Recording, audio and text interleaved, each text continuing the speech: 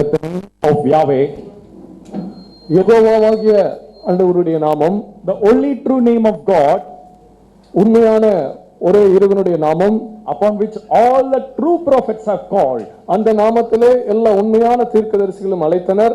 be glorified forever and ever. அந்த நாமம் என்றென்றைக்கும் மகிமைப்படுவதாக. Respected dignitaries on the dais, மேடையில் இருக்கிற மதிப்புக்குரிய அருமையான நண்பர்கள், my dear brothers and friends, என்னுடைய சகோதரர்களும் நண்பர்களுமாய் இருக்கிறவர்கள், the topic for today's debate is இந்த நாளுடைய விவாதத்துக்கான தலைப்பானது, is Quran the God's word? குரான் இறைவனுடைய வார்த்தையா? The clear answer is Quran is not the God's word. தெளிவான பதில் என்னவென்றால் குரான் இறைவனுடைய வார்த்தை அல்ல என்பது. Last time we have decisively proved that the Bible is the God's word. கடந்த முறை நாங்கள் வேதாகமும் இறைவனுடைய வார்த்தை என்பதை தெளிவாக நிரூபித்தோம். And you have seen in their presentation, they are in a damage control mode now.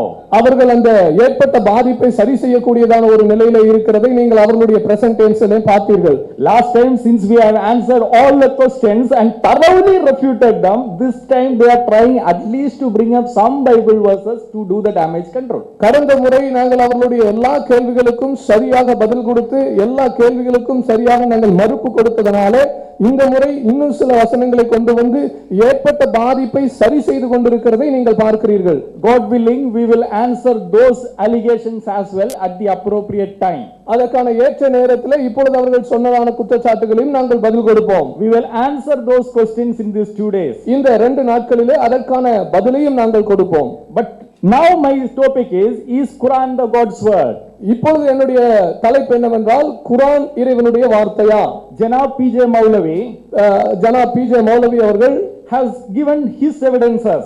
அவர் தன்னுடைய ஆதாரங்களை கொடுத்திருக்கிறார். If you notice, if you have heard him carefully, அவர் சொன்னதை நீங்கள் கவனமாக கவனித்திருப்பீர்கள் என்றால், he has made some claims about the Quran. அந்த குரானை பற்றியதான சில வாதத்தை அவர்கள் முன்வைத்தார்கள். But he has not proved any of those claims. ஆனால் அந்த வாதத்திலே ஒன்றையும் அவர் நிரூபிக்கவில்லை. So what I am going to do is, நான் என்ன செய்ய போகிறேன் என்றால், I am going to take the first point that he spoke, அவர் பேசின முதல் வார்த்தையை நான் எடுக்க போகிறேன், and examine the Quran, அதை குரானோடு கூட பரிசோதித்து, whether the Quran makes that claim, குரான் அந்த வாதத்தை முன்வைக்கிறதா, and whether the Quran actually fits that claim, whether fulfills that claim. அந்த வாதத்தை குரான் முழுமையாக்கிறதா?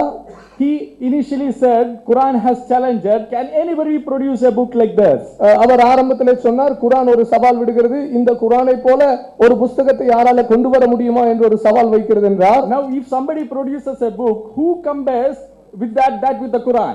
ஒருவர் இப்பொழுது ஒரு குரானை கொண்டு வந்து வைப்பார் என்று சொன்னால், ஒரு புத்தகத்தை கொண்டு வந்து வைப்பார் என்று சொன்னால், அந்த குரானோடு கூட யார் அந்த புத்தகத்தை ஒப்பிட்டு பார்ப்பார்கள்? Will the Muslims compare or will a neutral scholar compare? ஒரு இஸ்லாமியர் அதை ஒப்பிட்டு பார்ப்பாரா அல்லது நடுநிலையான மனிதர் ஒப்பிட்டு பார்ப்பாரா? If the Muslims are going to compare, what is that challenge all about? ஒரு இஸ்லாமியர் அதை ஒப்பிட்டு பார்ப்பார் என்று சொன்னால் சவாலுடைய அர்த்தம் என்ன?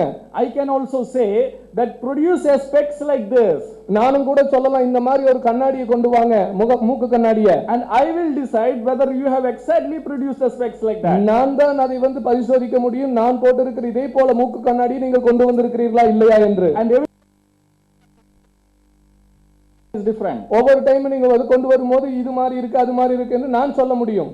Similarly, in the history, many people have produced books exactly like Quran. அதை போலவே சரித்திரத்திலே குரானை போலவே அநேகர் குரானை போலவே புத்தகங்களை எழுப்பி இருக்கிறார்கள். But before we go into that, Janab PJ Maulavi himself has given some claims. ஆனால் அதற்குள்ளே நாம் கடந்து போவதற்கு முன்பதாக ஜனாப் PJ மௌலவி அவர்களே சில வாதங்களை கொடுத்திருக்கிறார்கள். He said Quran says in few words the everything. அவர் சொன்னார், குரான் ஒரு சில வார்த்தைகளிலே எல்லாவற்றையும் உள்ளடக்கி சொல்லி இருக்கிறது என்றார். The Bible actually uses many words, but Quran uses few words and explains the same things in the same fashion. வேதாகமத்திலே ஒரு காரியத்தை பல வசனங்களிலே சொல்லப்பட்டு இருக்கிறது, ஆனால் அதே காரியம் குரானிலே ஒரு வசனத்திலே பல காரியங்களை உள்ளடக்கி சொல்லி இருக்கிறது என்று சொன்னார். Does the Quran make that claim? ஆனால் குரான் அந்த வாதத்தை முன்வைக்கிறதா? Yes, Quran does that make that a similar claim. இதை போல ஒரு வாதத்தை குரான் முன்வைக்கிறது. We have to accept the right things as right, even if PJ Maulavi says it. ஒருவேளை ஜனா பிஜே மௌலவி அவர்கள் சொன்னாலும் கூட சரியான காரியத்தை நாம் சரி என்று ஒப்புக்கொள்ள வேண்டும். Quran in Surah chapter 614, குர்ஆனுடைய 6வது அதிகாரத்தின் 114வது வசனத்திலே it says that it is a book that explained in detail. அந்த குர்ஆன் வசனம் சொல்லுகிறது இந்த புத்தகமானது எல்லாவற்றையும் முழுமையாய் விவரித்திருக்கிறது. In Quran chapter 12 verse 111, குர்ஆனுடைய 12வது அதிகாரத்தின் 111வது வசனத்திலே it again says it is explained, it is a detailed exposition of all things. எல்லா விஷயங்களையும் எல்லா காரியங்களை குறித்தும் முழுவதுமான விளக்கத்தை உடையது என்று சொல்லுகிறது. In Surah chapter 16:89, சூராவுடைய 16வது அத்தியாயத்தின் 89வது வசனத்திலே it says it's a book explaining all things. இது எல்லாவற்றையும் விவரித்து சொல்லுகிறதான புத்தகமாக இருக்கிறது.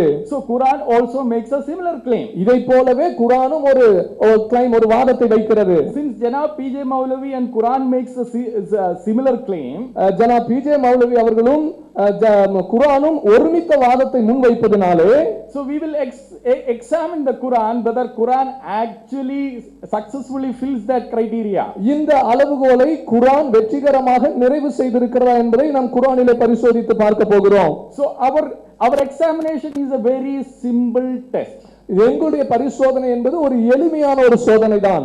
Can this Quran, which claims to be explaining all things, எல்லா விஷயத்தையும் குறித்தும் தெளிவாக விளக்கத்தை கொண்டிருக்கிறது என்று சொல்லுகிற இந்த வாதத்தை வைத்திருக்கிற இந்த குர்ஆன், can this Quran, which claims to be detailing everything, எல்லாவற்றையும் கூடிய முழு விவரணங்களை உள்ளடக்கி இருக்கிறேன் என்று சொல்லி வாதிடுகிற இந்த குர்ஆன், at least can it explain the religious things? ஆனால் இந்த குர்ஆனிலே குறைந்தபட்ச மார்க்கத்துக்குரிய முழு விளக்கம் இருக்கிறதா? Forget about every other subject. மற்ற எல்லா பாடங்களையும் மறந்து விடுங்கள்.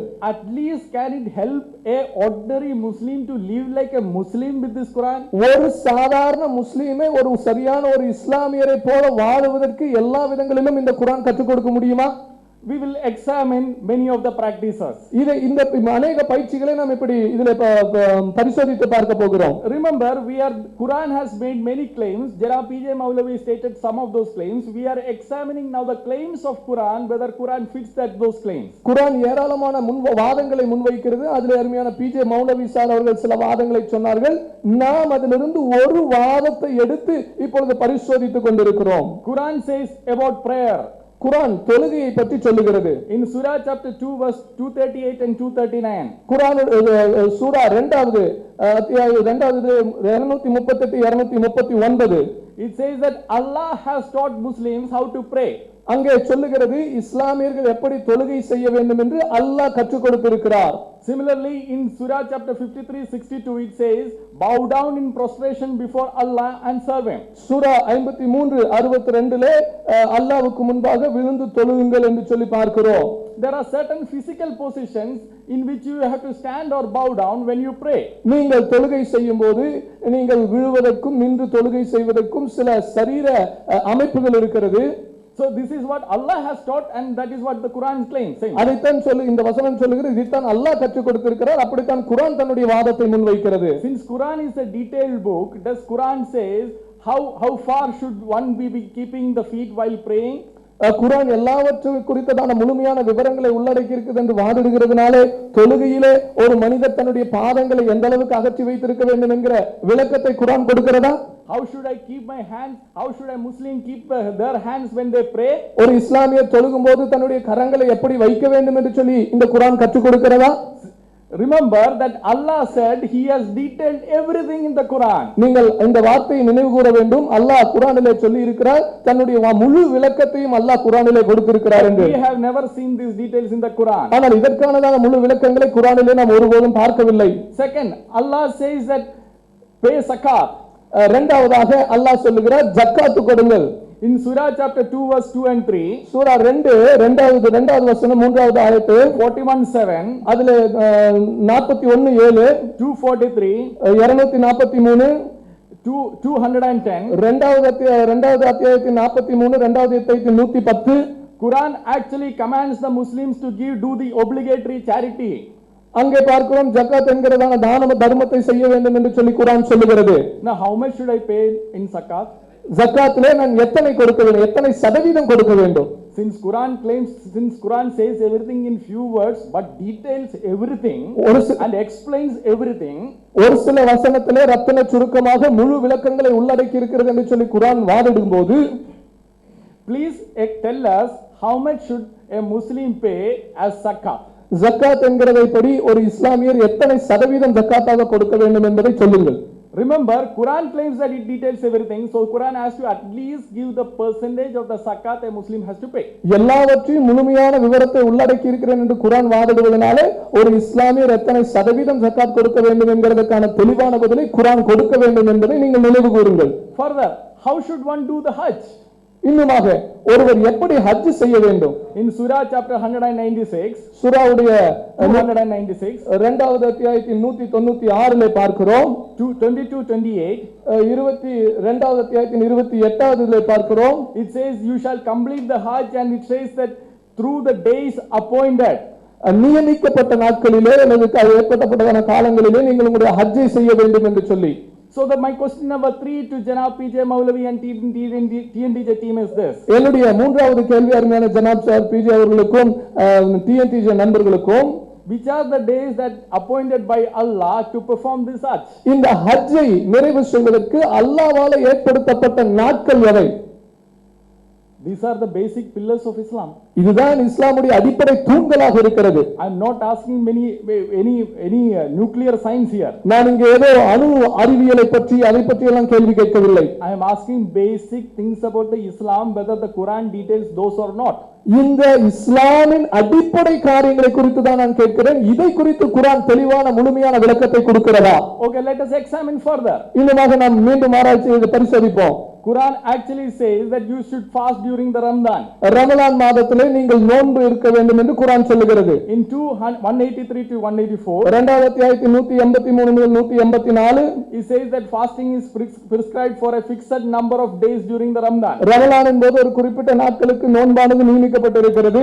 Now how should you break the fast and when should you eat? All those things are all that is also said in Surah chapter 2 187. சூராவுடைய இரண்டாவது அத்தியாயத்தின் 187 பார்க்கிறோம். ஒரு நோன்பை நீங்கள் எப்படி செய்ய வேண்டும், அந்த நோன்பை எப்படி முடிக்க வேண்டும், அதை குறித்ததான வசனங்களையும் பார்க்கிறோம். In 2:187 it says, eat and drink until the white thread of the dawn becomes distinct to you from the black thread. 187 பார்க்கிறோம், அந்த வெள்ளை நூலானது கருப்பு நூலிலிருந்து பிரிகிறதான நேரத்து வரைக்கும் நீங்கள் சாப்பிடுங்கள் என்று. Okay, in India we can distinguish that. இந்தியாவிலே நாம் அதை அறிந்து கொள்ளலாம், தனித்தனியாக வித்தியாசப்படுத்திக் கொள்ளலாம். We can sit with the white thread and a black thread. நாம் ஒரு வெள்ளை நூலோடு கூட கருப்பு நூலோடு கூட உட்கார்ந்து கொண்டு, and we can as soon as we can distinguish with that we can stop eating and start fasting. அதை நாம் தனித்தனியாக பிரித்து அறியும் போது நாம் stop eating and start fasting. சாப்பிடுவதை நிறுத்திவிட்டு நோன்பு ஆரம்பிப்பதை, நோன்பை நாம் உபவாசம் இருப்பதை தொடங்கிக் கொள்ளலாம். But how about people in the North Pole where it is 6 months day and 6 months night? வடதுருவத்தில் இருக்கிற ஜனங்களை பற்றி எப்படி? அங்கே கிட்டத்தட்ட 6 மாதங்களுக்கு அவர்களுக்கு பகலாகவும் 6 மாதங்கள் இரலாகவும் இருக்கிறது எப்படி? Or how are the people in the Sweden when their nights extend up to the midnight? அவர்களுடைய ஸ்வீடன்ல இருக்கிறதான ஜனங்களுடைய நிலைமை எப்படி? அங்கே இருக்கிறவர்களுக்கு இரவு என்பது நடு இரவு வரைக்கும் தொடர்ந்து கொண்டிருக்கிறது. Did not Allah know that there are certain parts of the world like this? இப்படி உலகத்திலே சில பகுதிகள் இருக்கிறது என்பதை அல்லாஹ் அறியாமல் இருந்தாரா? Definitely, if Allah was the true God, he would have known this and he would have given the details. அல்லாஹ் ஒரு உண்மையான இறைவனாக இருந்திருந்தால் இது எல்லாம் அறிந்து விட்டு இந்த உடையதான விளக்கத்தை அவர் கொடுத்திருப்பார். So among these 5 pillars of Islam, இந்த இஸ்லாமின் 5 அடிப்படை தூண்களிலே I have examined 4 pillars and I haven't seen the details. இந்த 4 தூண்களை பற்றி தான் ஆராய்ச்சி செய்து பார்த்தா அதுக்குரியதான எந்த முழுமையான விளக்கங்களும் இல்லை. Now let us examine few more things. இன்னும் சில காரியங்களையும் நாம் பரிசோதிப்போம். When we examine a point, we have to examine it in detail. ஒரு காரியத்தை நாம் பரிசோதிக்கும் போது அதை நாம் முழுவதுமாக முழு விளக்கம் வரைக்குமாக நாம் பரிசோதிக்க வேண்டும். Especially since Allah says that he has explained everything in detail, we will also have to examine each points in detail. ஏனென்றால் குறிப்பாக அல்லாஹ் சொல்லி இருக்கிறார், நான் எல்லாவற்றையும் முழு விவரணங்களோடு விளக்கி இருக்கிறேன் என்று சொல்லும்போது நாமும் முழு விவரங்களோடு விளக்கத்தோடு பரிசோதிக்க வேண்டும். I want to check what is the halal and haram food. நான் ஹலால் மற்றும் ஹராம் உணவு என்ன என்பதை பற்றி நான் பார்க்க விரும்புகிறேன். In Surah chapter 16:14, சூராவுடைய 16:14 Allah says that you can eat fresh meat from the sea. கடலிலே இருக்கிறதான ஃப்ரெஷ்ஷான உணவுகளை நீங்கள் சாப்பிடலாம் என்று சொல்லுகிறார். That is a good thing. அது ஒரு நல்ல விஷயம். So you can eat the fish. நீங்கள் அதனால மீனை சாப்பிடலாம். But when you think that you can eat the fish, Allah adds another command. நீங்கள் மீனை சாப்பிடணும்னு நினைக்கும் போது அல்லாஹ் இன்னொரு கட்டளை கொடுக்கிறார். In Surah chapter 5:3, சூராவுடைய 5:3 Allah says, prohibited are you the dead animals. மரித்ததான விலங்குகள் பிராணிகள் உங்களுக்கு தடை செய்யப்பட்டிருக்கிறது. And then it goes on to say, except what you are able to slaughter before its death. அது மரணத்துக்கு முன்பதாக எதையெல்லாம் உங்களால் அறுக்க முடியுமோ அதை தவிர. How will I slaughter the fish before it is dead? அந்த ஒரு மிருகம் அல்லது ஒரு விலங்கு மரிப்பதற்கு முன்பதாக எப்படி அறுக்க முடியும் அதை? Okay, I can catch one fish or two fish and slaughter it. குறிப்பாக மீன்களை எப்படி அறுக்க முடியும்? நான் ஒரு ரெண்டு மீன் உயிரோட பிடிச்சு அதை நான் அறுக்கலாம். But if I have to go to the sea and catch the fish, can I slaughter, or otherwise I should go under the sea and slaughter the fish and bring it up? நான் கடலுக்கு போய் மீனை பிடிக்கணும் சொன்னா அது உயிரோட இருக்கிறதுக்கு முன்னாடி அதை கொல்ல வேண்டும் என்று சொன்னா கடலுக்கு போய் கடலுக்குள்ள போய் தண்ணிக்குள்ள போய் பிடிக்கணுமா மீனை? So just when we thought we can eat the fish, Allah added a command which is making it practically impossible to eat the fish. மீனை சாப்பிடணும்னு சொல்லி நினைக்கும் போது அல்லாஹ் ஒரு கட்டளை கொடுக்கிறார். அது பிராக்டிகலாகவே சாப்பிட முடியாத ஒரு நிலைக்கு கொண்டு வந்து விடுகிறது. Let us examine another thing. மற்றொரு காரியத்தையும் பரிசோதிப்போம். We have seen that the Muslims always says that you should do circumcision. இஸ்லாமியர்கள் சுன்னத்து செய்ய வேண்டும் என்று சொல்லுவதை நாம் கேட்டிருக்கிறோம். We have examined, we have read through the Quran. நாங்கள் முழு குர்ஆனை வாசித்தோம். Since Quran claims that it has details of everything, குர்ஆன் எல்லாவற்றையும் குறிக்கிறதான முழு விவரத்தை கொண்டிருக்கிறது என்று குர்ஆன் சொல்லுகிறது. We thought at least it would have some details of the Muslim Islamic practices. இஸ்லாமியர்கள் செய்கிறதான அவர்களுடைய சொந்த பழக்க வழக்கங்களை குறித்ததான சில காரியங்களாவது குர்ஆனில் இருக்கும் என்று பார்த்தோம். We could not find a single command to do circumcision in the Quran. சுன்னத்து செய்யுங்கள் என்கிறதான ஒரு கட்டளை ஒரு கட்டளை கூட குர்ஆனிலே பார்க்கவில்லை. In fact, there are verses against it. ஆனால் அதற்கு எதிரான வசனங்கள் இருக்கிறது குர்ஆனிலே. In Surah chapter 95:4, குர்ஆனுடைய 95:4 Allah says we have created the man in the best of stature. மனிதனுடைய மிக சிறந்ததான வடிவத்திலே நாம் மனிதனை படைத்திருக்கிறோம் என்று அல்லாஹ் சொல்லுகிறார். Similar thing is said in Surah chapter 40:64. சூரா 40:64 அதே போல வசனம் இருக்கிறது. In Surah chapter 64:3, சூரா 64:3 அதே போல வசனம் இருக்கிறது. Allah says that he has perfected the forms. உங்களுடைய வடிவத்தை அவர் பூரணப்படுத்தி இருக்கிறார் என்று சொல்லுகிறது. It means அப்படி என்றால் your body, your entire form, your stature is perfectly created as per Allah. உங்களுடைய சரீரம் அல்லாஹ்வுடைய இந்த வசனங்களின் அடிப்படையில் உங்களுடைய சரீரம் என்பது பரிபூரணமாக வடிவமைக்கப்பட்டு விட்டது. But in Surah chapter 419, ஆனால் சூரா 4:119 Satan says that he will command men to slit the ears of cattle and change the creation of Allah.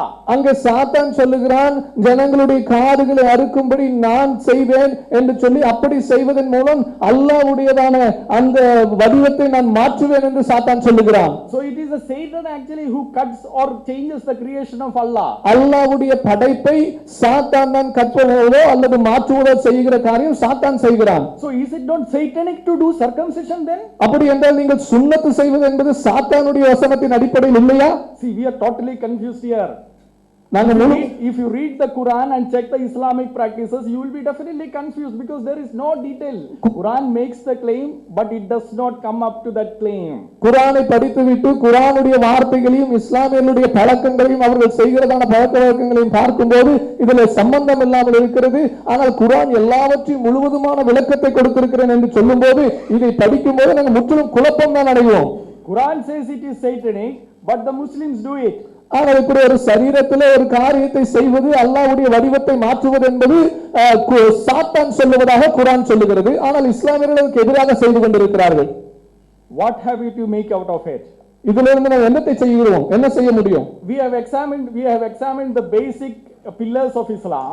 இஸ்லாமுடைய அடிப்படை ஆதாரமான தூண்களை நாம் பரிசோதித்தோம். We checked whether the halal and haram food, halal and haram food I பரிசோதித்தோம். We checked the circumcision. அந்த சுன்னத்தை குறித்து நாம் பரிசோதித்தோம். Until now we haven't found any details in the Quran. இதற்கெல்லாமான விளக்கத்தை குர்ஆனிலே பார்க்கவில்லை.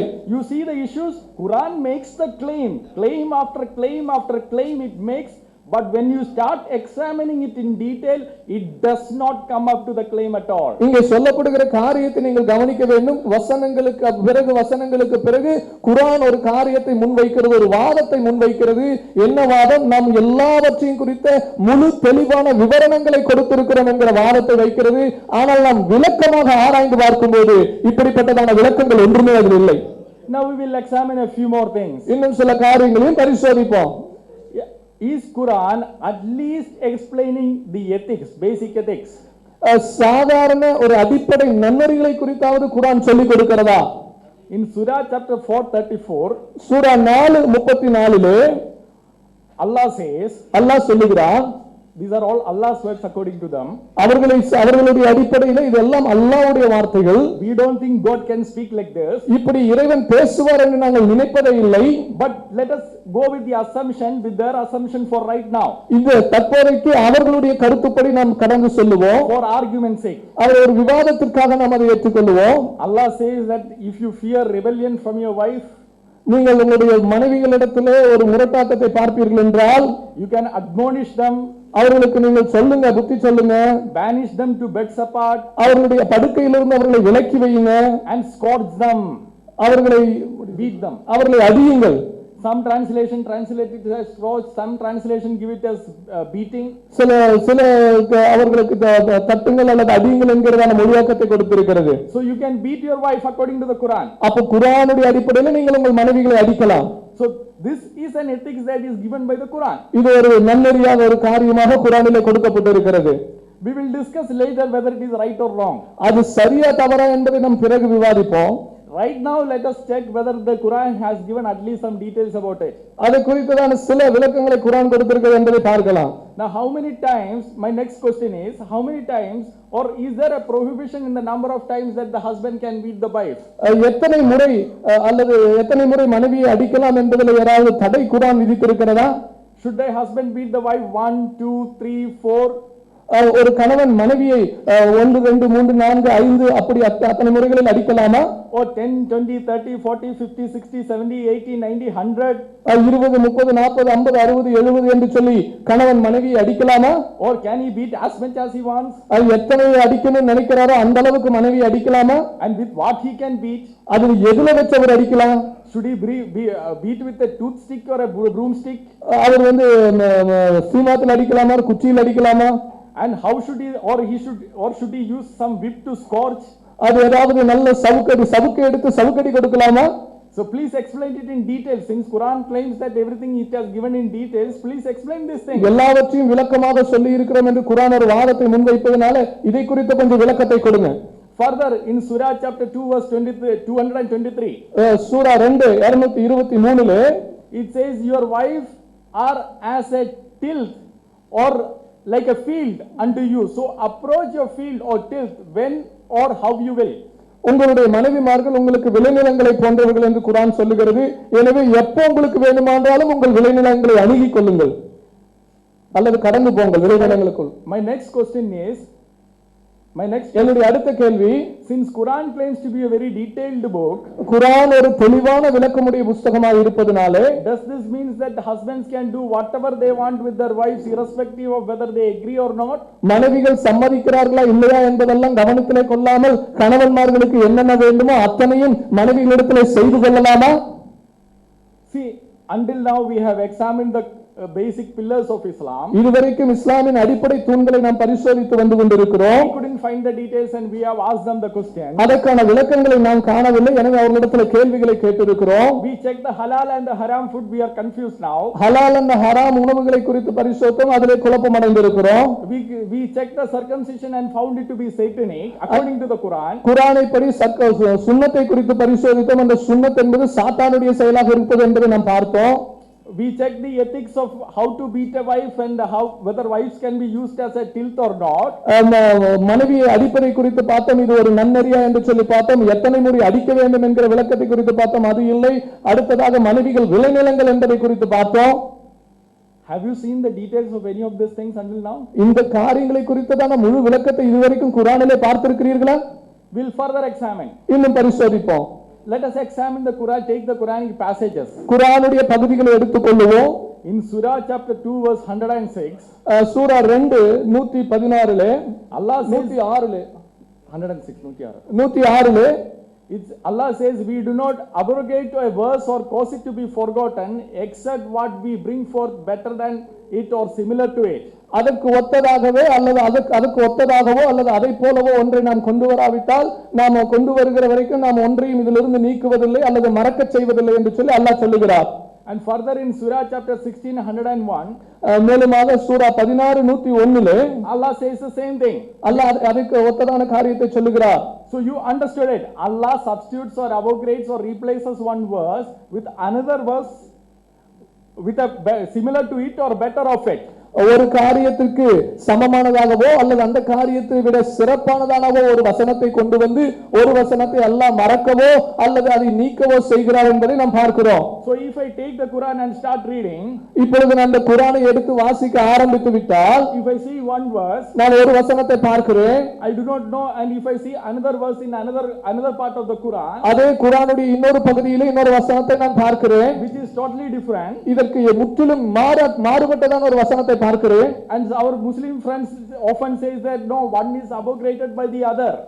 நம்முடைய இஸ்லாமிய நண்பர்கள் அடிக்கடி சொல்லுவாங்க ஒரு வசனம் இன்னொரு வசனத்தினாலே நீக்கப்பட்டு விட்டது என்று சொல்லுவார்கள். So should I actually go by the order of the book that is given, அல்லது எனக்கு கொடுக்கப்பட்ட இந்த புத்தகத்தின் வரிசை கிரமத்தின் அடிப்படையில் நான் செல்ல வேண்டுமா, or is there any other way that I can know from the Quran which verse is abrogated and which verse is not? அல்லது குர்ஆனிலே இருந்து எந்த வசனம் எந்த வசனத்தை நீக்கினது என்று சொல்லி நான் அறிந்து கொள்வதற்கு ஏதாவது வழி இருக்கிறதா?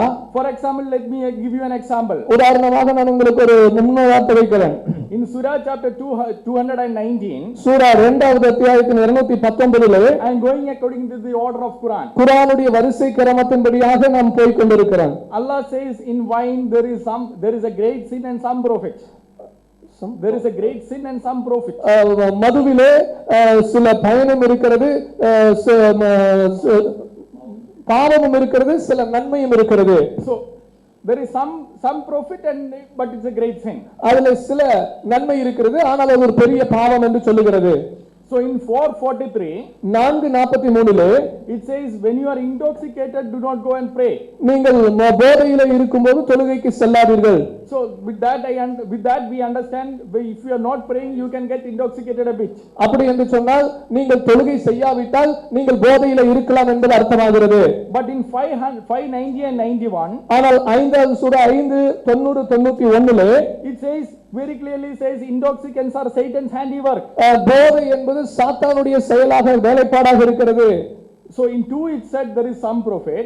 2வது வசனத்திலே பார்க்கிறோம் சில நன்மை இருக்கிறது என்று. In 4 it says when you are intoxicated do not go for prayer. 4வது அத்தியாயத்திலே பார்க்கிறோம் நீ போதையில இருக்கும்போது தொழுகையை நெருங்காதீர்கள். In 5 it says it is a handiwork of the Satan. 5வது அத்தியாயத்திலே இது சாத்தானுடைய செயலாக இருக்கிறது. So because of the 5 and we know that the earlier verse 4:43 is abrogated. 5வது அத்தியாயத்தின் வசனத்தின் அடிப்படை முதலிலே இருக்கிறதான வசனங்கள் நீக்கப்பட்டது என்பதை நாம் அறிந்து கொள்ளலாம். Because it comes in order. ஏனென்றால் அது வரிசை கிரமத்தின் அடிப்படையிலே வருகிறது. But right when we continue to read, ஆனால் நான் தொடர்ந்து வாசிக்கும் போது in Surah chapter 16 verse 64 to 69, சூரா 16:64 முதல் 69 Allah says it is a good thing. அல்லாஹ் சொல்லுகிறார் அது ஒரு நல்ல காரியம். So now we are here. இப்போ in 5 Allah says it is a Satan, the handiwork of the Satan. 5வது அத்தியாயத்தில் அல்லாஹ் சொல்லுகிறார் அது சாத்தானுடைய வேலையாக இருக்கிறது என்று. And in 16 he says that it is a good thing. 16வது அதிகாரத்திலே மது போதை என்பது ஒரு நல்ல காரியம் என்பதை அல்லாஹ் சொல்லுகிறார். So if you go by the order that is given in the Quran, குர்ஆனிலே கொடுக்கப்பட்ட வரிசை கிரமத்தின் அடிப்படையில் நீங்கள் போவீர்கள் என்றால், so is the wine prohibited or allowed? மதுவானது தடை செய்யப்பட்டதா அல்லது அனுமதிக்கப்பட்டிருக்கிறதா? It should have been allowed, correct? இது அனுமதிக்கப்பட்டிருக்க வேண்டும் வரிசை கிரமத்தின் அடிப்படையில் போவீர்கள். How are we supposed to know which are the verses which are abrogated and which are the verses which are applicable? எந்த வசனங்கள் நீக்கப்பட்டிருக்கிறது எந்த வசனங்கள் அனுமதிக்கப்பட்டிருக்கிறது என்று சொல்லி எப்படி நாம் தெரிந்து கொள்வோம்? Please note this question. இந்த கேள்வியை குறித்துக் கொள்ளுங்கள். Further, மேலுமாக we have examined the Islamic pillars, we have examined the Islamic practices, we have examined the Islamic passages, we haven't found any details until now. இஸ்லாமின் அடிப்படை நம்பிக்கைகள், அடிப்படை தூண்களை நாம் பரிசோதித்தோம். இஸ்லாமிய அடிப்படை பழக்க வழக்கங்களை பரிசோதித்தோம். குர்ஆனுடைய வேத பகுதிகளை பரிசோதித்தோம். முழுமையான விளக்கங்களை இதுவரை நாம் பெறவில்லை. What is this book all about? இந்த புத்தகம் எதை பற்றி சொல்லுகிறது ஒட்டுமொத்தமாக? Is it a religious scripture? இது ஒரு மார்க்கத்தின் புத்தகமா? If it is a religious scripture, should not have at least the details about the religious practices? ஒரு மார்க்கத்தின் புத்தகமாக இருந்தால் அந்த மார்க்கத்தின் பழக்க வழக்கங்களை குறித்ததான அடிப்படை காரியங்கள் கூட இந்த புத்தகத்தில் இருக்க வேண்டாமா? The question is not whether you are using few words or many words. இந்த கேள்வி என்னவென்றால் நீங்கள் கொஞ்ச வசனங்களை உபயோகப்படுத்துகிறீர்களா அல்லது அதிக வசனங்களை உபயோகப்படுத்துகிறீர்களா என்பதல்ல. The question is what is it teaching? என்னத்தை அந்த புத்தகம் கற்றுக் கொடுக்கிறது என்பதுதான் கேள்வி. Whether it is in few words or many words, it should teach you something. அது குறைந்த வசனத்தில் இருந்தாலும் அதிக வசனத்தில் இருந்தாலும் அந்த புத்தகம் உங்களுக்கு சிலதை தெளிவாக கற்றுக் கொடுக்க வேண்டும். Now let us examine another point. மற்றொரு காரியத்தை நாம் பரிசோதிப்போம். In the same claim, we will examine another angle. இதே வாதத்திலே இன்னொரு கோணத்திலே நாம் சிலதை பரிசோதிப்போம். In Surah chapter 33 verse 21, Sura 33:21 Allah says, அல்லாஹ் சொல்லுகிறார், you have indeed in the apostle of Allah a beautiful pattern of conduct for anyone whose help is in Allah and the final day. அல்லாஹ்விலும் இறுதி நாளிலும் நம்பிக்கையுடையவர்களுக்கு அல்லாஹ்வின் இறை தூதர்களே உங்களுக்கு ஒரு அழகிய முன்மாதிரி இருக்கிறது என்று இந்த வசனம் சொல்லுகிறது. So Hazrat Muhammad is a beautiful pattern for the mankind. மனித குலத்துக்கு ஹஸ்ரத் முஹம்மது அவர்கள் ஒரு அழகிய முன்மாதிரியாக இருக்கிறார்கள் என்று குர்ஆன் வசனம் சொல்லுகிறது. Since Quran claims to be a very detailed book giving an exposition of everything, எல்லாவற்றையும் குறித்து ஒரு தெளிவான முழு விவரணங்களை கொடுக்கிற ஒரு புத்தகமாக தன்னை குர்ஆன் வாதத்தை முன்வைப்பது நிமித்தமாக do we have at least details about Hazrat Muhammad in the Quran? Hazrat Muhammad அவர்களுடைய முழு விளக்கத்தையாவது குர்ஆனிலே நம்மால பார்க்க முடிகிறதா? My another question is, என்னுடைய அடுத்த கேள்வி, can you at least tell us with the evidences who the parents of Hazrat Muhammad were, at what age did he receive the revelation, and for how many years he was a prophet, and what all he did? குர்ஆனுடைய வசனங்களை வைத்துக்கொண்டு ஹஸ்ரத் முஹம்மது அவர்களுடைய பெற்றோர்கள் யார், அவர் எந்த வருடத்திலே இறை வெளிப்பாடு வகையை பெற்றுக்கொண்டார், அவர் என்ன செய்தார் என்கிறதான விளக்கத்தை கொடுங்கள். Whether in few words or many words, please give us the details. கொஞ்ச வசனத்திலா இருந்தாலும் சரி, அதிக வசனத்திலா இருந்தாலும் சரி, விளக்கத்தை கொடுங்கள் குர்ஆனுக்குள் இருந்து. Further, Quran in Surah chapter 3 verse 132, இன்னுமாக 3வது அத்தியாயத்தின் 132வது வசனத்திலே it says, obey Allah and the messenger, அங்கே சொல்லுகிறது, அல்லாஹ்வுக்கும் அவருடைய தூதருக்கும் கீழ்ப்படியுங்கள், that you may obtain mercy. நீ அதன் நிமித்தமாய் இரக்கத்தை தயவை பெற்றுக் கொள்வதற்கு. In Surah chapter 4:65, Sura 4:65 it says, but nay, be thy Lord, they will not believe until they make you a judge of what is in dispute between them, and find themselves of no dislike of what which you decide. Meaning, until you make Hazrat Muhammad as the judge and accept whatever he says without any dislike, that you will have to have the mercy. ஹஜ்ரத் முஹம்மது அவர்களே உங்களுக்குள்ளே ஒரு நியாயாதிபதியாக ஏற்படுத்திக் கொண்டு அவர் சொல்லுகிற எல்லாவற்றையும் விருப்பு வெறுப்பில்லாமல் ஏற்றுக்கொள்ளுகிற அந்த நிலைமைக்கு வரும்போது நீங்கள் தயவை இரக்கத்தை பெற்றுக் கொள்வீர்கள் என்று இந்த வசனம் சொல்லுகிறது. So Quran commands people to obey Hazrat Muhammad, and Quran commands people to listen to Hazrat Muhammad and make him as the judge. குர்ஆன் சொல்லுகிறது, ஹஸ்ரத் முஹம்மது அவர்களை ஹஸ்ரத் முஹம்மதுக்கு கீழ்ப்படியுங்கள் என்று சொல்லுகிறது. அவருடைய வார்த்தைக்கு செவி கொடுங்கள், அவரை ஒரு ஜட்ஜாக நியாயாதிபதியாக ஏற்படுத்துங்கள் என்று குர்ஆன் சொல்லுகிறது. And Quran further claims that it has the details of everything. குர்ஆன் மேலும் சொல்லுகிறது எல்லாவற்றையும் பற்றிய முழு விளக்கத்தை குர்ஆனில் இருக்கிறது என்று தான் பார்க்கிறோம். So where are those words of Hazrat Muhammad? அப்படி என்றால் ஹஸ்ரத் முஹம்மது அவர்களுடைய அந்த வார்த்தைகள் எங்கே? Where are those judgments of Hazrat Muhammad? Hazrat Muhammad அவர்கள் கொடுத்த தீர்ப்புகள் எங்கே? Janab PJ Maulavi has already taken an anticipatory bail for this.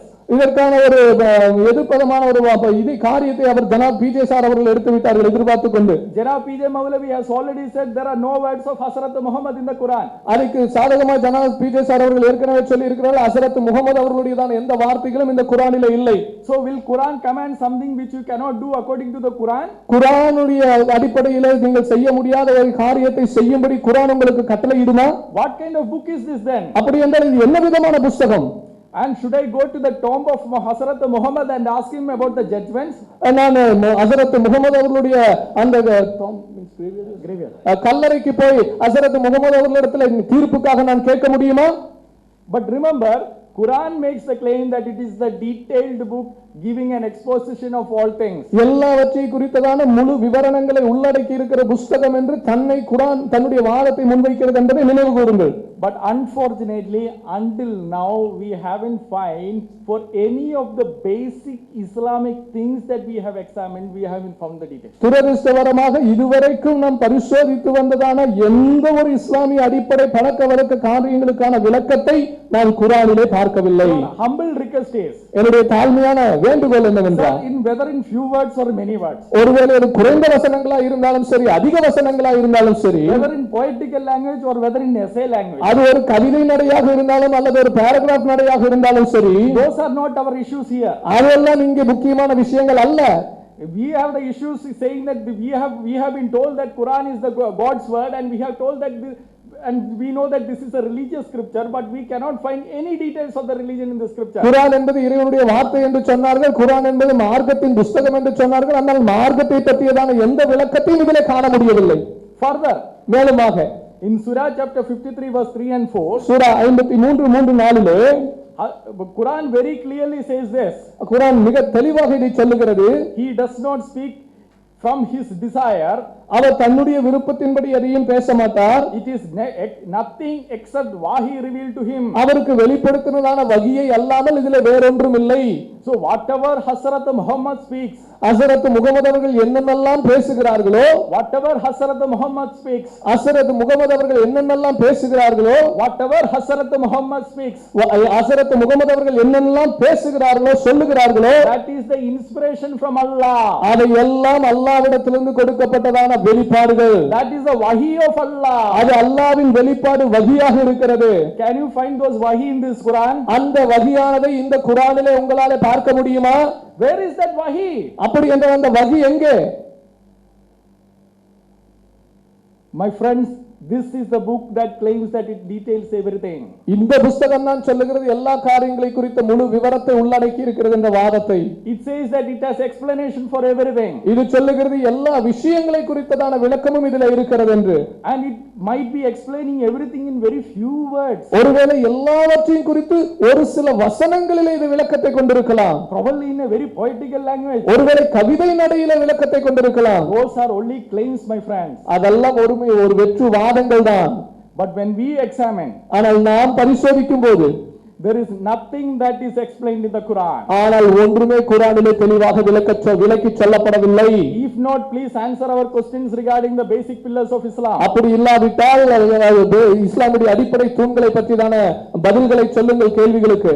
If not, please answer our questions regarding the halal and the haram food. அப்படி இல்லாவிட்டால் ஹலால் மற்றும் ஹராம் உணவை பற்றிதான கேள்விகளுக்கு பதில் சொல்லுங்கள். If not, please answer our questions regarding the circumcision, because according to the Quran it is a satanic thing.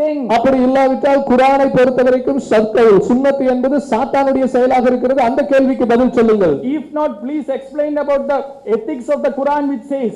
அப்படி இல்லாவிட்டால் குர்ஆன் சொல்லுகிறத நன்னெறியை குறித்து கொஞ்சம் விளக்கம் சொல்லுங்கள். If not, please explain us where is the இல்லாவிட்டால் குர்ஆன் ஹஸரத் முகமது அவர்களுக்கு கொடுக்கப்பட்ட வஹி வெளிப்பாடு என்ன, அது எங்க இருக்கிறது என்பதை சொல்லுங்கள். Where are the words that he spoke? Where are the judgments? அவர் கொடுத்த தீர்ப்புகள் எங்கே, அவர் சொன்ன வார்த்தைகள் எங்கே குர்ஆனிலே, அதை காட்டுங்க. Further, my brothers, if you examine the other claims as well, மற்ற குர்ஆனுடைய வாதங்களை நீங்கள் பரிசோதிப்பீர்கள் என்றால், where Janab PJ Maulavi said that Hazrat Muhammad says it is not from him. Janab PJ மௌலவி அவர்கள் சொன்னாங்க, ஹஸரத் முகமது அவர்கள் இதை சொன்னார்கள், இது என்னிடத்திலிருந்து வந்ததல்ல. But if you examine the Quran, ஆனால் நீங்கள் குர்ஆனை பரிசோதிப்பீர்கள் என்றால், you will have to just take the first chapter. அந்த முதல் அத்தியாயத்தை நீங்கள் எடுக்க வேண்டும். Say, remember, this is given by Allah. அது அல்லாஹ்வாலே கொடுக்கப்பட்டதான அத்தியாயம் என்பதை நீங்கள் ஞாபகப்படுத்திக் கொள்ள வேண்டும். Allah says, in the name of Allah, entirely merciful and especially merciful. அல்லாஹ்வின் திருப்பெயரால் அளவற்ற அருளால், In the name of Allah, அல்லாஹ்வின் திருப்பெயரால், in the name of Allah. Do you think that Allah will start like in the name of Allah? அல்லாஹ்வின் திருப்பெயரால் என்று சொல்லி அல்லாஹ் தொடங்குவார் என்று நீங்கள் That is நினைக்கிறீர்களா? definitely somebody else writing it. அது அங்கே வேற யாரோ எழுதி கொண்டிருக்கிறார். But I don't have time now to explain everything in the rest of the claims. மற்ற வாதங்களை குறித்து விளக்குவதற்கு இப்பொழுது நேரமில்லை. Those claims we will examine it at a later time. அதை நாம் பின்வருகிற சமயங்களில் பரிசோதிப்போம். But I have examined the first claim of Janab PJ Maulavi. ஜனாப் பிஜே மௌலவி அவர்கள் சொன்னதான முதல் வாதத்தை நாம் பரிசோதித்திருக்கிறோம். So please answer those questions for the first claim before we move to the second claim. நாம் இரண்டாவது வாதத்துக்கு கடந்து போவதற்கு முன்பதாக முதலிலே கொடுக்கப்பட்ட இந்த வாதத்தின் இத்தனை கேள்விகளுக்கு பதில் சொல்லி விளக்கம் கொடுங்கள். That is how a debate ought to be. அப்படித்தான் ஒரு விவாதம் என்பது இருக்க வேண்டும். So please explain us from the Quran, since it is a detailed book. இது குர்ஆன் ஒரு எல்லா முழு விவரணங்களை உள்ளடக்கி இருக்கிற ஒரு புத்தகம் என்கிறதுனால இந்த குர்ஆனுக்குள்ளிருந்து இத்தனை விளக்கத்தை கொடுங்கள். Because God's word will not make empty claims. ஏனென்று சொன்னால் இறைவனுடைய வார்த்தை ஒரு வெற்று வாதத்தை முன்வைக்காது. But this book makes, the Quran makes empty claims. ஆனால் இந்த குர்ஆன் என்கிற இந்த புத்தகம் ஏராளமான வெற்று வாதங்களை வைத்திருக்கிறது.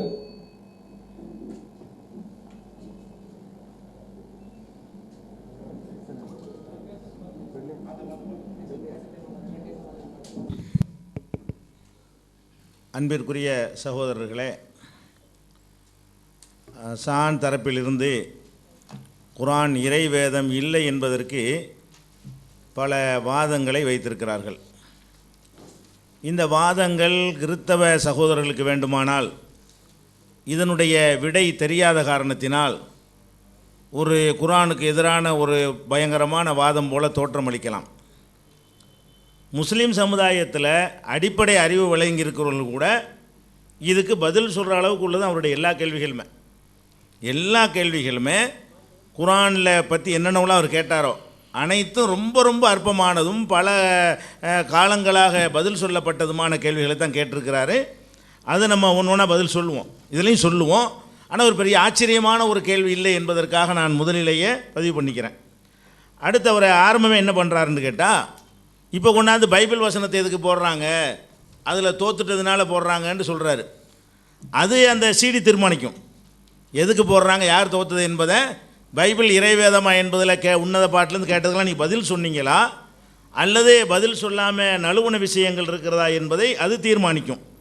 அதை போடுவதற்கு காரணம் என்ன, சென்ற விவாதத்தினுடைய இறுதியில் சொல்லியிருக்கிறோம், நீங்கள் எந்த வழிமுறையை கையாண்டீர்களோ அதே வழிமுறையில் நாங்கள் குர்ஆனை நிரூபிப்போம், இன்னும் பைபிளில் நிறைய விஷயங்கள்லாம் இருக்குது அதை போடுவோம் என்று சொல்லி கடைசி முடித்திருக்கிறோம்.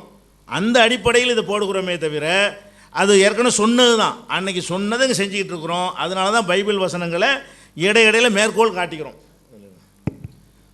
Dear brothers, SAN has put forward their allegations on the Quran. It might actually surprise the Christians as if these are like very big claims. But for any fundamental Muslim, a Muslim having a basic knowledge on Islam, these are all not so surprising. These are all the very fundamental essentials of Islam. So it need not be put into a debate. So these things are like so minimal that it is easily understandable by the Muslims. Though it might appear like like a giant for the Christians, as if these are the biggest allegations against Quran. For any Muslim, any common Muslim you take, for him all these answers are already been answered. He is aware of all these things. So it is not so surprising to see all these allegations. We knew that these allegations will be coming, so it is not at all that surprising. We will definitely answer all their so-called allegations. But before that, when they are beginning the talk, they said that in the debate, is Bible God's word? We were not able to prove. We were not able to prove that Bible is not God's word, and that is the reason we are putting all these slides. Now, we leave that to the people to decide. We don't want to debate into that. We leave that to the people to decide. They'll see whether they answered for Song of Songs, Song of Solomon, all that absurdity, all that nudity, all that vulgarity we put forth. It is evident from the DVD that they never touched those questions. So let's not get into that. Let's not dwell into that right now. But we also made a promise. If they saw the previous debate, they should be aware that we made a promise, and we are fulfilling that promise now. In the final talk, we ended the talk saying that since you are quoting out of you are asking a lot of verses from the Quran which is not related to the topic, we also take this we also take this approach and we'll use our slides. We have, ample of evidences against Bible, and since you showed us that example, we gave you a promise that we'll do it, and we are keeping up that promise. So it is not a surprise for you also, so you don't have to worry about that also. Let us, further continue with the evidences from the Quran that Quran is God's word. என்னுடைய உரையில் குரான் இறைவேதம் என்பதை நிரூபிக்கவில்லை என்று சொன்னார். என்னுடைய அந்த ஆதாரங்களை நான் முடிக்கவில்லை. நேரமில்லாத காரணத்தினால்தான் சில வாதங்களை வைத்திருக்கிறேனே தவிர அதை நான் முடிக்கவில்லை. ஒவ்வொரு வாதங்களாக நாங்கள் வைத்து குரான் இறைவேதம் என்பதை நீங்களே ஒத்துக்கொள்ளக்கூடிய வகையில் நாங்கள் நிரூபிப்போம். அடுத்து என்னென்னு கேட்டால், அந்த சவால் விட்டம் இல்லையா, இது மாதிரி கொண்டு வாங்கண்டு, அதை நான் எப்படி சவால் விட்டேன் என்பது ரெக்கார்டாக இருக்கிறது. அதாவது மூக்கு கண்ணாடி உதாரணம் காட்டி, நீங்கள் தானே இதை பரிசீலிக்க போகிறீங்க, நாங்கள் ஒன்று கொண்டு வந்தோம்னு சொன்னால் நீங்கள் தான் இதை பரிசீலிக்க போகிறீங்கன்றார். அப்படியே சவால் இல்லை, நீங்கள் கொண்டு வாங்க, ஒப்பந்தம் போடுவோம், நிபுணர்களை கொண்டு வாங்க, மொழி வல்லுநர்கள், விஞ்ஞானிகள், அது என்னென்ன விஷயங்களுக்கு தேவை இருக்கிறதோ அத்தனை நடுவர்களை வைத்து அவங்க முன்னிலையில் தீர்வளிக்கணும். ரெண்டு ஒன்றான்றது கேட்போம், வாதம் நம்ம பண்ணுவோம். அப்படி தான் சவால். நீங்கள் கொண்டு வரதை நாங்கள் இல்லைன்னு சொன்னால் அது கரெக்டான வாதம், அப்படி சொல்ல மாட்டோம். அப்படி நாங்கள் சவால் விடவில்லை. எங்கள் சவால் என்னென்னு கேட்டால், நீங்கள் இப்போ ரெடின்னு சொன்னால் கூட ஒரு அக்ரிமெண்ட்டை போட்டு நீங்கள் யாரை வேண்டாலும் கூட்டுவாங்க உங்கள் தரப்பில், நாங்களும் கொண்டு வரோம் நிபுணர்கள் நடுவர்களாக இருக்கட்டும். அவங்க முஸ்லீம் ஸ்காலராக இருக்க வேண்டியதில்லை. அவங்க மத்தியில் இது நீங்கள் ஒன்றை கொண்டு வர்றது குரான் போல இல்லை என்று நாங்கள் வாதம் வைப்போம். நீங்கள் குரான் போல தான் இருக்குன்னு வாதம் வைங்க, அவங்க நிரூபிப்பார்கள். Now also they said that we did not prove that Quran is God's word in the first talk. It's a very small duration, and we were just beginning to put our evidences that Quran is God's word. Quran is in fact the divine revelation. So we were just starting on that one. So they assumed that we don't have anything else, and they started answering that it is not proved. He's talking as if it is in the end of the debate. So we are just beginning that. So it is one of those, one of the aspect of the Quran we have put forward, and even in that aspect we have plenty of evidences to come forward. Now they don't have to worry that it has not been proved. Also they posed a challenge. When Quran is posing a challenge to bring a book like Quran, they said that who will verify it? It will be the person you will verify. But if you have to rewind the tape, whatever we discussed now, if you see the tape carefully, if you give proper attention to the tape, we never said that we will prove it. We told you that you bring us a book and show us here, and you argue that it is also Quran, then we will answer all your allegations. We will answer all your baseless allegations to prove that this cannot be equated to Quran. And we'll in fact take unbiased people. We'll take eminent scholars as judges. You also bring few judges. We'll also bring few judges. Let them not be Muslims. Let us bring in some neutral people, and you put your allegations. We'll also answer those allegations. Then it will be decided that whatever book they have got is not Quran. That is our another challenge. We are reposing the challenge again that even if you want to prove the topic, you can get a book. You just present it here. Let's have some neutral judges, and we will prove in front of them that the book whatever you got can never be equated to Quran. So that is the challenge we are posing again. Now we'll continue with other topics. We'll continue with more evidences from the Quran to prove it is a divine revelation. அவர் எதிர்த்தரப்பினர் சொல்லக்கூடிய, ஏன்னா முன்னுரைக்கு அதிக நேரம் கொடுத்துருக்குறோம், அடுத்தடுத்த உரைகளுக்கெல்லாம் சின்ன நேரங்கள் தான். அவர் சொன்ன அனைத்திற்கும் இந்த ஒரு இதிலே சொல்ல முடியாது, நேரம் முடிந்து விட்டால் அடுத்தடுத்து நான் சொல்லுவேன். ஆனால் அனைத்திற்கும் வரிசையாக தான் சொல்லி கொண்டு வருவது, ஒன்று கூட விட மாட்டேன். சில விஷயங்கள் வரிசையாக சொல்லி வரும்போது நீங்கள் கடைசியாக சொன்னதுக்கு பதில் வரலன்னா பதில் சொல்லலைன்னு கேட்கக்கூடாது. ஒவ்வொன்றாக நாங்கள் பதில் சொல்லி கொண்டு வருவோம். நீங்கள் 35 நிமிஷம் சொன்னதை நான் 15 நிமிஷத்தில் சொல்ல முடியாது, ஒன்று ஒன்றா சொல்லுவேன். ஆனால் வரிசையாக தான் சொல்லுவேன். நீங்கள் சொன்ன எல்லாமே ஆர்டர் படி என்னுடைய பதில் வந்து கொண்டிருக்கும். ஃபஸ்ட்டு அவங்க என்ன கேட்குறாங்கன்னா, அதாவது குரான் அனைத்தும் தெளிவாக்கப்பட்டதாக சொல்கிறது, இது ஒரு வாதம். ஆனால் தொழுகையை பற்றி தெளிவாக இல்லை, குரானில் இல்லை. நோன்பை பற்றி தெளிவாக இல்லை, ஜக்காத்தை பற்றி தெளிவாக இல்லை, ஹஜ்ஜை பற்றி ஒரு வாதம் தான், ஒரு 35-40 கேள்வி மாதிரி தெரியும். ஹஜ்ஜை பற்றி தெளிவாக இல்லை, இப்படி ஒரு லிஸ்ட்டு போட்டாங்க. மொத்தத்தில் என்னது, குரான் தெளிவாக இருக்குங்கிறது, பல விஷயங்கள் தெளிவாக இல்லை. இதுதான் அவங்களுடைய ஒரு வாதம். இதுக்கு குரானில் தெளிவாக அதுக்கு பதில் இருக்கிறது. இது நாங்களாக சொல்ல வேண்டிய பதில் கிடையாது. குரான் என்ன சொல்கிறேன்னு கேட்டால், வன்சல்னா இலைக்கல் கிதாப லித்துபையின லின்னாசி மா நுஸ்ஸில இலைஹிம். முகமதே, இந்த குரானை உமக்கு அருளி இருக்கிறோம், அவர்களுக்கு அருளப்பட்டதை நீர் விளக்க வேண்டும். இது குரானில் 16வது அத்தியாயத்தில் 44வது வசனத்தில் சொல்லப்பட்டிருக்கிறது. அப்போ குரானில் சொல்லப்பட்டதை முகமது நபி விளக்குவார். அப்போ குரானில் ஆர்டரு பொதுவான தொழுகையில் வரும், தொழுங்கள்னு கட்டளை வரும். எப்படி தொழுவது என்பதை முகமது நபி தொழுது காட்டி விளக்குவார். ஏற்கனவே சொன்னோம் இல்லையா, குர்ஆன் சுருக்கமாக இருக்கும்ண்டு விளக்கறதுக்கு ஒரு ஆளையும் போட்டுவிட்டு திருப்பி சொன்னால் சுருக்கம் இல்லாமல் போயிடும். அதை குர்ஆன் இறைவேதம் என்பது நிரூபிக்கக்கூடியதாக இருக்கிறது. விளக்குவதற்கு ஒரு ஆளை அனுப்பி இருக்கும் பொழுது அது கையை எங்கே கட்டணும், காலை எங்கே வைக்கணும், நெஞ்சை கட்டணும், குனிகிறதெல்லாம் சொல்லி கொண்டிருந்தால் அது கூறியது கூறலாக போகுமே தவிர வளவளண்டு போகுமே தவிர அதில் சுருக்கம் இருக்காது. அப்போ செய்முறை விளக்கம் தருவதற்கு ஒருவரை அனுப்பி இருக்கும் பொழுது அவர் தொழுது காட்டுறார். நான் தொழுவது போல நீங்கள் தொழுங்கள் என்று முகமது நபி சொன்னார். அப்போ தொழுங்கள் என்று கட்டளை இருக்கிறது. முகமது நபி அதை விளக்குவார் என்றும் குர்ஆனில் இருக்கிறது. அவர் தொழுது காட்டினார் என்னும்பொழுது குர்ஆனில் எல்லாம் இருக்கிறது. தொழுங்கள்னு கட்டளை இருக்கிறது, இவரை கேட்டு தெரிஞ்சுக்கிறங்கன்னு இருக்கிறது, எல்லாம் வந்து விட்டது. அப்போ என்ன இல்லை, நீங்கள் குர்ஆனில் குனிகிறது இருக்கா நிமிர்றது இருக்கான்னு கேட்குறீங்க. அதுதான் கற்றுக்கிறதுக்கு ஒரு பொருள், ஒரு ஏசி வாங்குகிறோம், அது வந்து ரிப்பேர் பண்ணுவதற்காக ஒரு கைடு கொடுக்குறான், கூட ஒரு ஆளை அனுப்பிட்டான். ஆளை அனுப்புவதில் சில விஷயங்கள் இல்லாத ஃபால்ட் வந்து அவர் பார்ப்பார், அவர்கிட்ட கேட்டுக்க என்று சொல்லப்பட்டு விட்டால் அந்த கம்பெனியுடைய சர்வீஸ் நீங்கள் குறை சொல்லுவீங்களா? புக்கில் ஷார்ட்டாக சொல்கிறாரு, செஞ்சு காட்டுறதுக்கு ஆளை அனுப்பிட்டாருன்னு சொன்னால் குறை சொல்ல முடியாது. அப்போ குர்ஆனை பொறுத்த வரைக்கும் சொற்சுருக்கத்தை கண்டிப்பாக நிலைநாட்டுகிற அவங்க சொன்ன வாதங்கள் அதுதான் சொல்லுகிறது. அதாவது தொழுகையை கேட்டாங்க, நோன்பை கேட்டாங்க, ஜக்காத்தை கேட்டாங்க, ஹஜ்ஜை கேட்டாங்க, அது மாதிரி வந்து வடதுருவம் அதெல்லாம் விஞ்ஞான கத்தனால அப்புறம் வர்றேன். அதாவது இந்த வணக்க விஷயங்கள், வணக்க சம்பந்தப்பட்ட விஷயங்களை ஃபஸ்ட்டு எடுத்துக்கொள்வோம். இவன் அனைத்திற்குமான பதில் என்னன்னு கேட்டால் இதையெல்லாம் எப்படி செய்ய வேண்டும் என்று முகமது நபி உங்களுக்கு விளக்குவார், கேட்டுக்கொள்ளுங்கள்.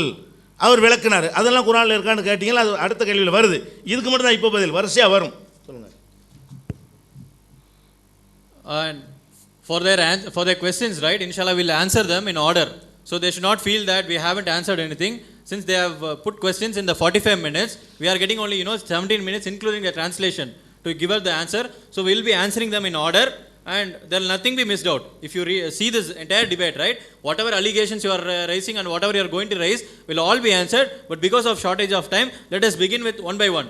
So we will answer them in the order in which you have raised the question.